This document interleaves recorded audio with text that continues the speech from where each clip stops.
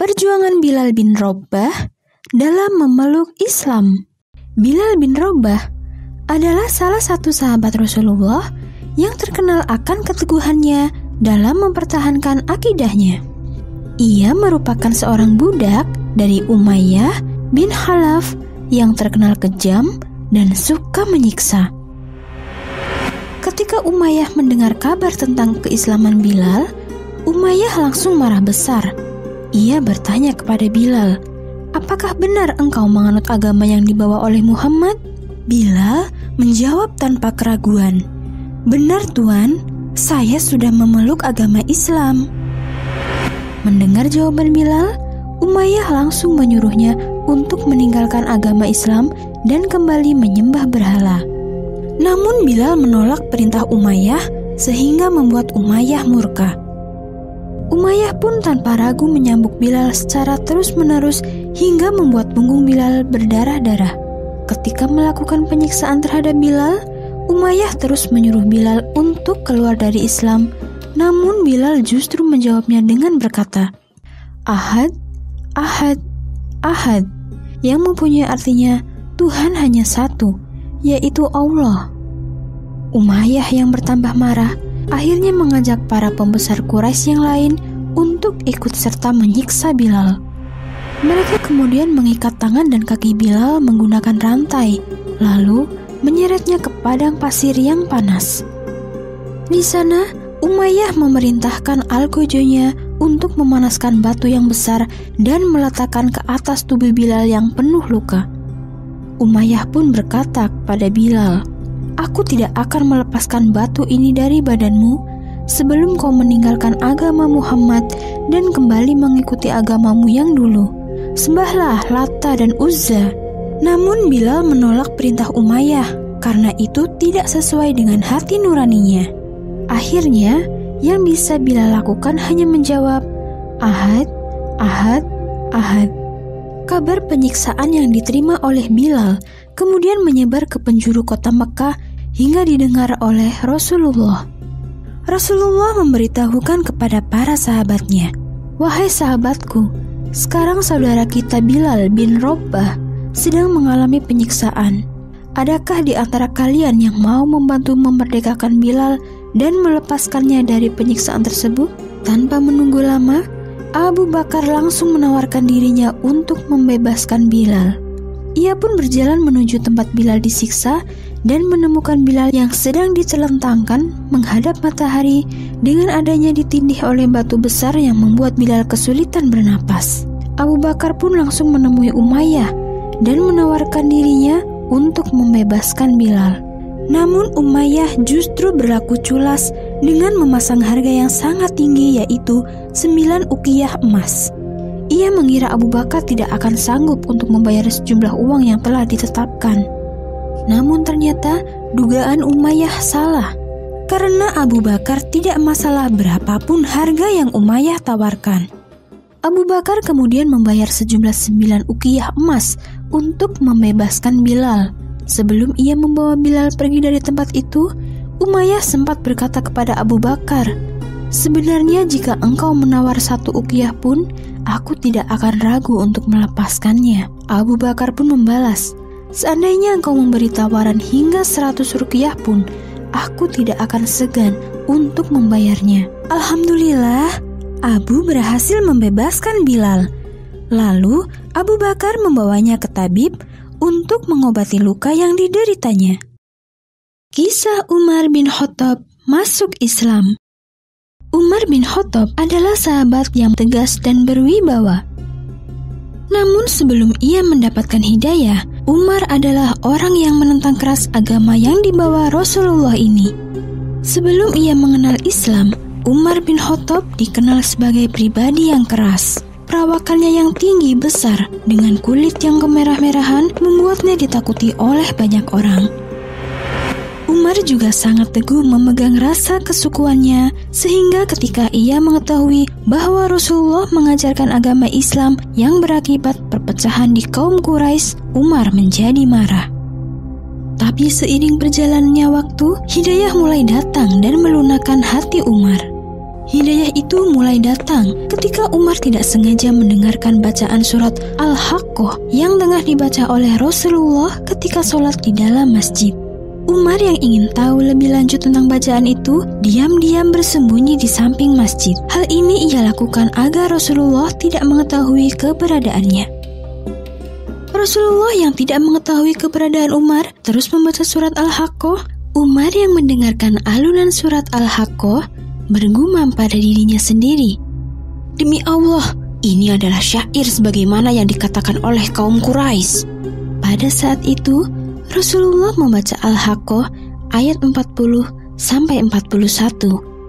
Sesungguhnya Al-Quran itu adalah benar-benar wahyu Allah yang diturunkan kepada Rasul yang mulia, dan Al-Quran itu bukanlah perkataan seorang penyair. Sedikit sekali kamu beriman kepadanya. Mendengar Nabi membaca ayat tersebut, Umar bin Khattab langsung kaget. Ia merasa bahwa Nabi barusan menjawab gumamnya. Umar langsung berkata kembali, "Dia seperti dukun saja." Selanjutnya, Rasulullah membaca ayat 42 dan bukan pula perkataan tukang tenung. Sedikit sekali kamu mengambil pelajaran daripadanya. Umar mendengarnya seolah-olah seperti membalas perkataannya. Tanpa sadar, hati Umar bergetar. Ia pun sempat berkata, "Telah terpatik Islam di dalam hatiku." Akan tetapi, karena kuatnya agama jahiliyah yang ia anut, Umar belum mau mengakui Islam dan justru berniat membunuh Rasulullah. Di suatu siang yang terik, Umar pergi menuju rumah Rasulullah dengan membawa pedang. Ia berniat membunuh Rasulullah dengan alasan memecah belah kaum Quraisy. Namun di tengah jalan, ia bertemu dengan Nu'aim bin Abdullah bin Al-Adawi. Lelaki itu bertanya kepada Umar, "Mau kemana wahai Umar?" Umar menjawab dengan nada ketus, "Mau membunuh Muhammad." Nu'aim berkata lagi, "Bagaimana kamu akan selamat dari Bani Hashim dan Bani Zurrah kalau kamu membunuh Muhammad?" Umar menatap tajam Nu'aim lalu berkata, "Aku melihatmu sudah meninggalkan agama nenek moyang dan lebih memilih mengikuti agama Muhammad." Nu'aim membalas perkataan Umar, "Maukah aku tunjukkan yang lebih mencengangkan, wahai Umar? Sesungguhnya adikmu dan suaminya juga sudah meninggalkan agama nenek moyangmu." Mendengar kabar tersebut, Umar marah. Ia langsung bergegas menuju rumah adiknya. Ketika ia sampai di depan rumah adiknya, Umar mendengar adik bersama suaminya sedang belajar surat Toha pada Khobab bin Al-Arad. Khobab yang melihat Umar dengan wajah merah langsung bersembunyi. Sedangkan di sisi lain, sang adik dan suaminya menghadapi Umar dengan wajah tenang. Umar berkata kepada adiknya, "Suara apa tadi yang aku dengar?" Sang adik menggelengkan kepala. "Kau tidak mendengar apa-apa. Aku hanya sedang berbicara biasa dengan suamiku." Umar yang tidak percaya memicingkan matanya lanjut bertanya kepada sang adik, "Sepertinya kalian sudah keluar dari agama nenek moyang kita." Sang adik menjawab mantap, "Wahai Umar, apa pendapatmu jika kebenaran itu bukan pada agama yang kau anut?" Dan secara tidak sadar, ia memukul adiknya. Ketika melihat sang adik berdarah karena perbuatannya, timbul rasa bersalah pada diri Umar. Ia pun menyuruh adiknya untuk membawa Al-Quran yang barusan ia baca. Umar membaca awal dari surat Toha dan pintu hidayah langsung terbuka lebar pada dirinya. Ia pun kemudian mendatangi Rasulullah dan mengucapkan kalimat syahadat. Sejak saat itu, Umar bin Khattab menjadi salah satu tokoh penting berkembangnya agama Islam. Ia rela mengorbankan semua yang ia miliki demi menegakkan agama Allah. Kisah Salman Al-Farisi mencari Rasulullah. Salman Al-Farisi adalah sahabat Nabi yang berasal dari Persia. Ia mampu menginspirasi banyak orang dalam perjuangannya mencari sosok Rasulullah. Sebelum mengenal Islam, Salman adalah seorang penganut Majusi. Hidup di desa terpencil membuatnya kurang mendapatkan informasi dari dunia luar. Hingga suatu hari, ayahnya meminta Salman untuk pergi ke ladang. Saat itu Salman melihat orang Nasrani sedang beribadah di gereja.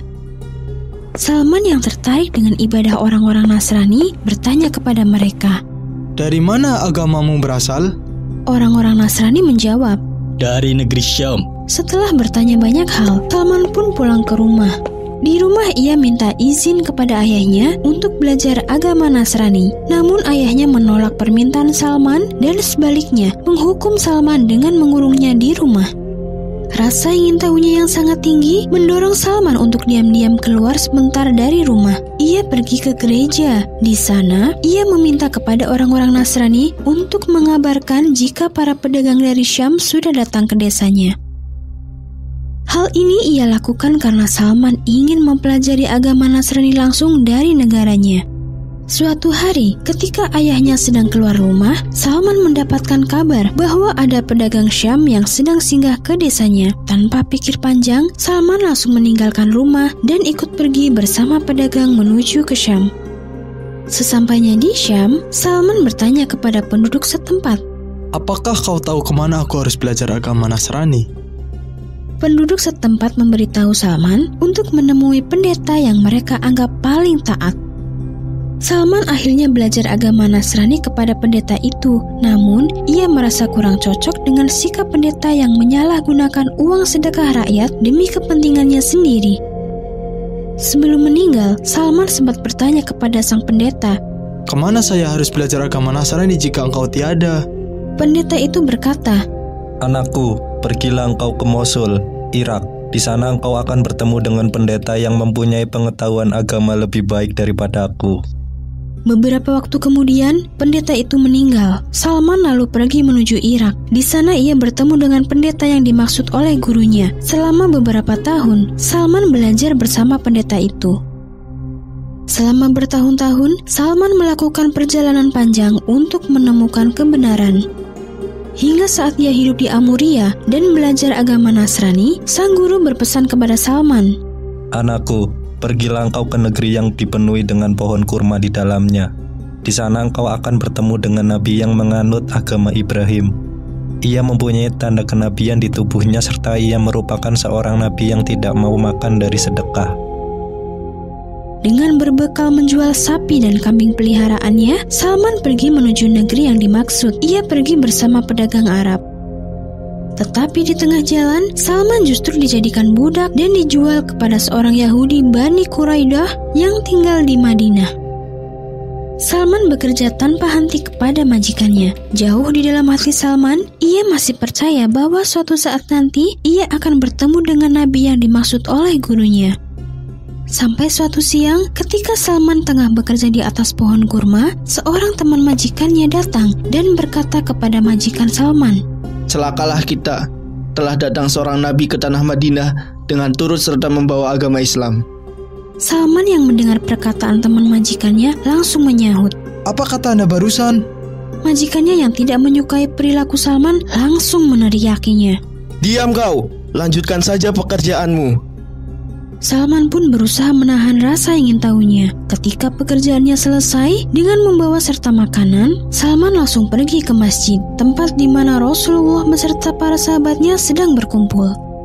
Salman langsung memberikan makanannya kepada Rasulullah, namun Rasulullah justru memberikan makanan itu kepada para sahabat. "Makanlah dengan menyebut nama Allah," sabda Rasul. Seketika itu juga, Salman teringat pada perkataan gurunya tentang tanda-tanda kenabian Rasul. Salman semakin yakin bahwa Nabi Muhammad adalah utusan Allah ketika ia tidak sengaja melihat tanda kenabian di pundak Rasulullah. Salman pun langsung merasa takjub dengan apa yang ia saksikan. Ia berkata kepada Rasulullah, "Sesungguhnya saya telah menempuh perjalanan panjang untuk bertemu denganmu, wahai Rasul." Rasulullah tersenyum kepada Salman. Salman akhirnya menemukan apa yang ia cari sejak dahulu. Salman kemudian masuk Islam.